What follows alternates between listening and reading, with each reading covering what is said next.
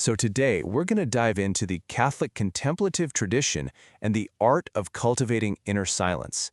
And this isn't about escaping the world, but about discovering a path to a deeper reality that's, well, it's waiting right inside each of us. Okay, let's dive into this by first kind of identifying the problem we all face in the modern world: the constant noise. But is that noise really coming from our devices, or is it something deeper? This quote, man, it just perfectly captures the essence of the problem, doesn't it? It's not the traffic or the notifications that truly disrupt our peace. The real noise, the one that's just so hard to escape, is the one happening right inside our own heads. I mean, we're just constantly being bombarded with information, news, emails, social media, but we can only actually act on a tiny fraction of it. This creates this psychological stress that makes inner quiet feel like an impossible dream. Sound familiar?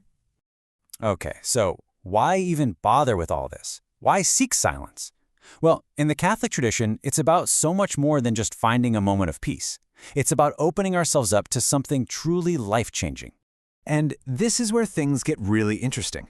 See, silence isn't some emptiness we should be afraid of. It's actually a gateway, a path that leads us from the noise of our minds to the quiet of our souls, and ultimately to a direct encounter with the divine.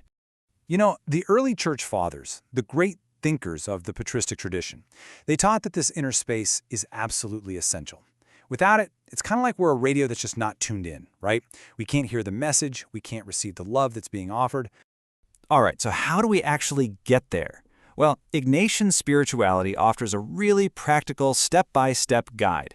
You can think of it like building a sanctuary not out of stone and mortar, but right inside your own heart. This journey, which you can see laid out right here, it unfolds in 4 distinct stages. We start with the physical, right? The external quiet. Then we go deeper to stilling all that mental chatter. And deeper still, we find a silence of the heart, a really profound peace. And then finally we arrive at this theological silence, a connection with the eternal quiet of God. And really the crucial point here is that shift from the external worlds to the internal. I mean, it's one thing to shut a door, right? But it's so much harder to quiet that storm brewing inside our own minds and hearts. And that's where the real work and the real reward really lies. But what happens when you finally find some quiet, only to discover that the noise inside your head is louder than ever? I mean, this is the central challenge of the contemplative path, and it's where the Ignatian approach offers a pretty unique solution.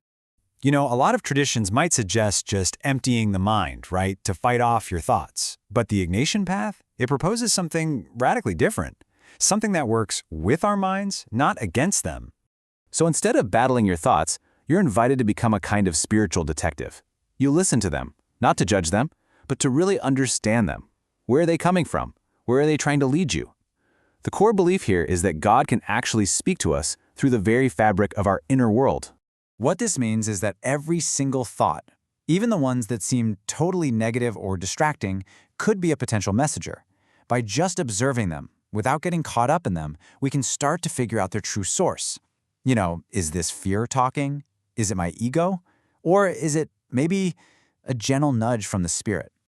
Okay, so after this whole journey through silence and discernment, where does it all lead?